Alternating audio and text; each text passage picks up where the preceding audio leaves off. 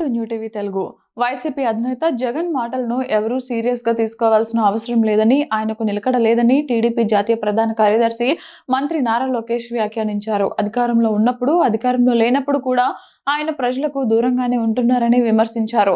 Telugu Desam party cadre కోసం ఏర్పాట్లు చేసిన శిక్షణ తరగతుల్లో భాగంగా కాఫీ కబుర్లు పేరుతో క్లస్టర్, యూనిట్, బూత్ ఇన్ఛార్జీలతో నారా లోకేష్ నేడు సమావేశమయ్యారు.